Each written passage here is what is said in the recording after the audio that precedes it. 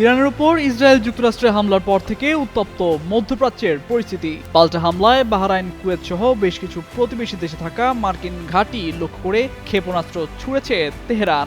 এমন প্রেক্ষাপটে ইরানকে কঠোর হুঁশিয়ারি দিয়ে যৌথ বিবৃতি দিয়েছে মধ্যপ্রাচ্যের মুসলিম 6 দেশ।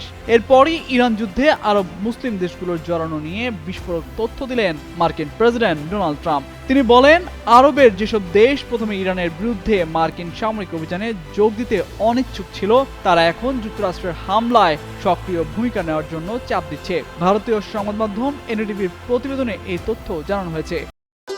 ভবিষ্যৎ হোক নিরাপদ, বিনিয়োগ হোক বিশ্বস্ত, আর আমার পছন্দ সল্ট বে। ওয়েলকাম টু সল্ট বে। মার্কিন প্রেসিডেন্ট দাবি করেছেন, মধ্যপ্রাচ্যের দেশগুলোতে ইরানের ক্রমাগত হামলার জেরে আরব দেশগুলো এমন পদক্ষেপ নিচ্ছে।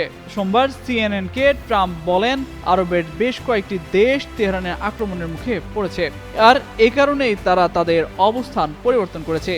তিনি বিস্মিত হয়েছিলেন এই দেখে যে ইরান আক্রমণাত্মকভাবে লড়াই করছে। তাদের খুব কম হামলা করার কথা, কিন্তু এখন তারা পুরোপুরি আক্রমণাত্মক হয়ে উঠেছে। টানা 4 দিন ধরে ইরানে অতর্কিত হামলা চালিয়ে যাচ্ছে যুক্তরাষ্ট্র ও ইসরায়েল। এর জবাবে ইরানও পাল্টা হামলা চালিয়ে যাচ্ছে।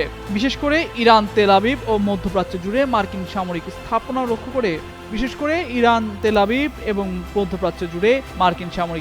লক্ষ্য করে ক্ষেপণাস্ত্র এবং সশস্ত্র ড্রোন নিক্ষেপ করছে।